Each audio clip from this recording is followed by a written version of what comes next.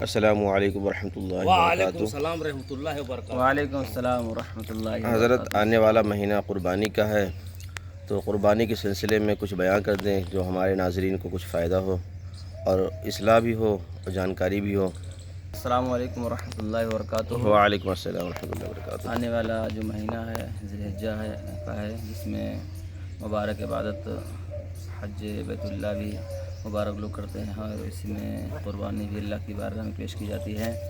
اللہ رب العزت اپنے کلام میں ارشاد فرماتا ہے فَصَلِّ لِرَبِّكَ وَانْحَرْ، اپنے رب کے لیے نماز پڑھیے اور قربانی پیش کیجیے۔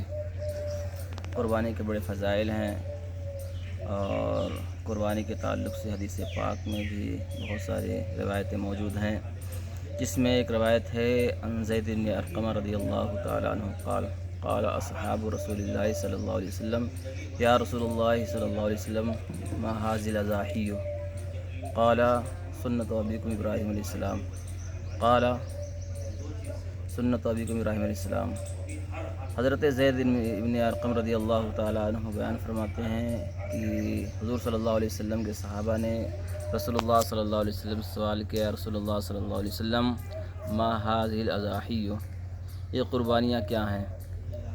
قال رسول اللہ صلی اللہ علیہ وسلم سنت ابیکم ابراہیم علیہ السلام، تمہارے باپ حضرت ابراہیم علیہ السلام کی سنت ہے۔ قالوا ما لنا فیہا یا رسول اللہ صلی اللہ علیہ وسلم، تو نبی کریم صلی اللہ علیہ وسلم سے صحابہ کرام نے سوال کیا، رسول اللہ صلی اللہ علیہ وسلم ہمارے لیے اس میں کیا اجر و ثواب ہے؟ قال بکل شعرۃ حسنۃ، نبی کریم صلی اللہ علیہ وسلم نے ارشاد فرمایا ہر بال کے بدلے ایک نیکی ہے۔ پھر صحابہ کرام نے عرض کیا رسول اللہ صلی اللہ علیہ وسلم فالصوف یا رسول اللہ، قال بکل شعرۃ حسنۃ من الصوف، تو روئی کے تعلق سے بھی اللہ کے رسول صلی اللہ علیہ وسلم نے ارشاد فرمایا کہ روئی کے ہر ریشے کے بدلے ایک نیکی لکھی جاتی ہے۔ اور بھی حدیث پاک ہے، حضرت عائشہ صدیقہ رضی اللہ تعالیٰ عنہ بیان فرماتی ہیں کہ نبی کریم صلی اللہ علیہ وسلم نے ارشاد فرمایا قربانی کے دنوں میں یعنی یوم النحر میں اللہ رب العزت کو خون بہانے سے زیادہ کوئی بھی عمل پسند نہیں ہے، کیونکہ اللہ کے نبی صلی اللہ علیہ وسلم نے ارشاد فرمایا قیامت کے دن یہ اپنے بالوں، اپنے کھروں اور اپنے سینگوں کے ساتھ تشریف لائیں گے، تو اس کو خوش دلی سے پیش کرو، یعنی قربانیاں خوش دلی سے کرو۔ بہت ساری روایتیں موجود ہیں جس سے پتہ یہ چلتا ہے کہ ہمیں اور آپ کو قربانی اللہ کی بارگاہ میں پیش کرنا چاہیے۔ سوال یہ پیدا ہوتا ہے کہ قربانی کہتے کسے ہیں؟ تو اس کا جواب یہ ہے کہ مخصوص جانور کو مخصوص دن میں ثواب کی نیت سے اللہ کی راہ میں قربان کرنے کو، ذبح کرنے کو قربانی کہا جاتا ہے۔ ماشاءاللہ۔ اب یہ بھی پوچھا جا سکتا ہے کہ بھائی قربانی کون کون کرے گا، کس پر واجب ہے؟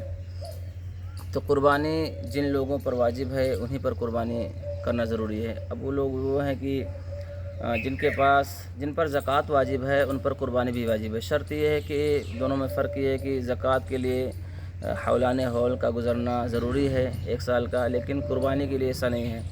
قربانی کے دنوں میں یعنی کہ 10، 11، 12 ذی الحجہ میں جس کے پاس مال ہے، یعنی جو مالک نصاب ہے، اس پر قربانی واجب ہے۔ جس کے پاس 7.5 تولہ سونا یا 52.5 تولہ چاندی یا اتنا پیسہ ہو کہ وہ 52.5 تولہ چاندی یا 7.5 تولہ سونا خرید سکے، اس پر قربانی کرنا واجب ہے۔ کچھ شرائط ہیں قربانی کرنے والوں کے لیے، ضروری ہے کہ سب سے پہلا وہ مسلمان ہو، عاقل ہو، بالغ ہو، آزاد ہو اور مالک نصاب ہو۔ مسلمان کہہ کر کے غیر مسلم کو خارج کر دیا گیا ہے، یعنی مسلمانوں ہی پر قربانی کرنا واجب ہے۔ قربانی کرنے کے لیے مسلمان کا ہونا ضروری ہے۔ دوسری چیز یہ ہے کہ عقل مند ہونا چاہیے، یعنی مجنون پاگل نہیں ہونا چاہیے، بالغ ہونا چاہیے، نابالغ پر قربانی واجب نہیں ہے۔ بے شک۔ ایسے ہی آزاد انسان پر قربانی واجب ہے، جیسے پہلے غلام ہوا کرتے تھے تو ان کے پاس پیسے نہیں ہوا کرتے تھے، تو آزاد پر قربانی کرنا واجب ہے۔ ایسے ہی مالک نصاب ہونا ضروری ہے۔ قربانی کرنے والوں کے لیے مالک نصاب ہونا بہت ضروری ہے، جو مالک نصاب ہوگا اسی پر قربانی واجب ہے۔ اچھا، قربانی کون کون سے جانوروں کی پیش کی جاتی ہے؟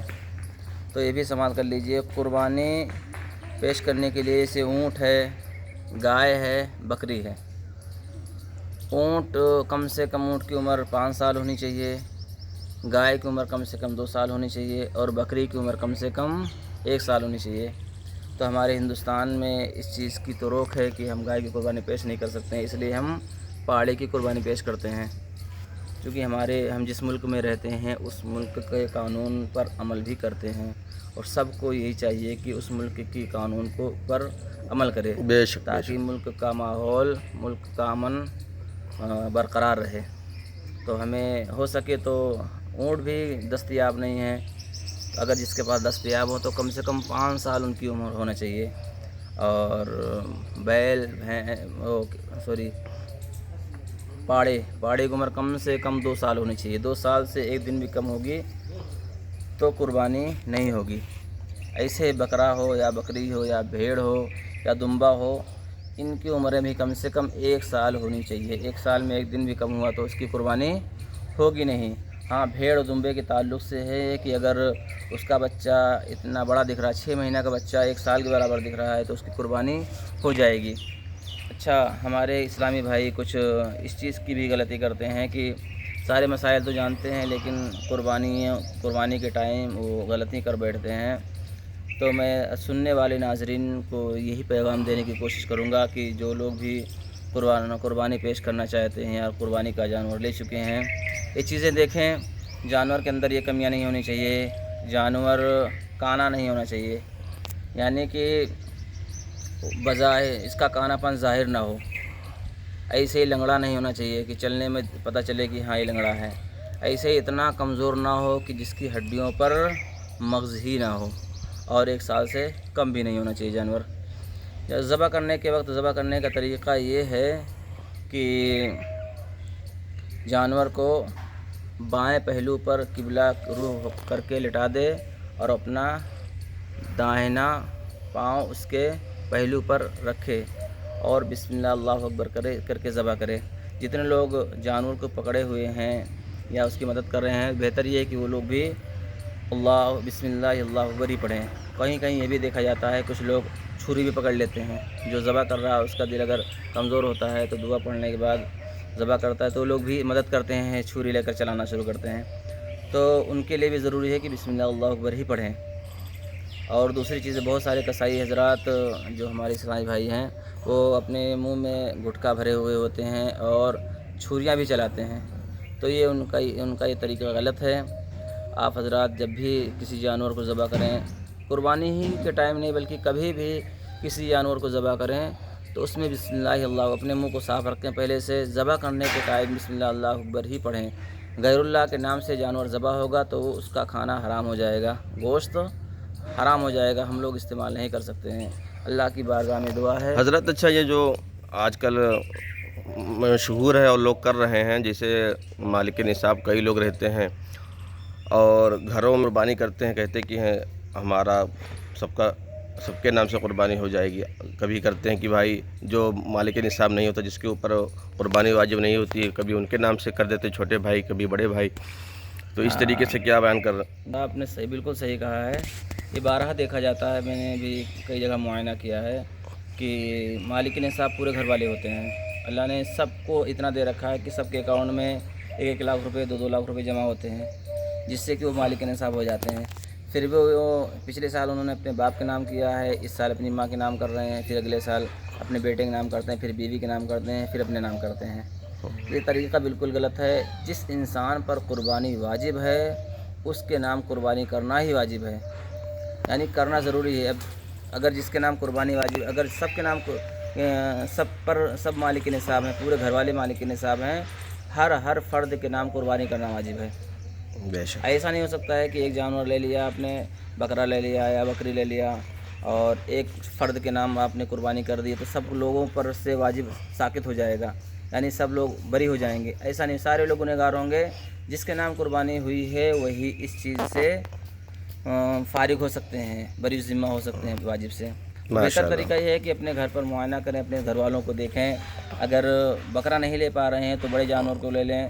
بڑے جانور میں 7 لوگ حصہ لے سکتے ہیں، بڑے جانور لیجئے، 7 حصہ کیجئے، 7 کے نام قربانی کیجئے، اور بہتر یہ ہے کہ جس وقت قربانی کریں سب لوگ موجود رہیں اگر ہو سکے تو۔ چلیے ناظرین، آپ لوگ اس ویڈیو کو لائک کریں، سبسکرائب کریں اور آگے شیئر بھی کریں، اور کچھ سوالات ہوں تو کمنٹ میں بتائیں۔ السلام علیکم ورحمۃ اللہ وبرکاتہ۔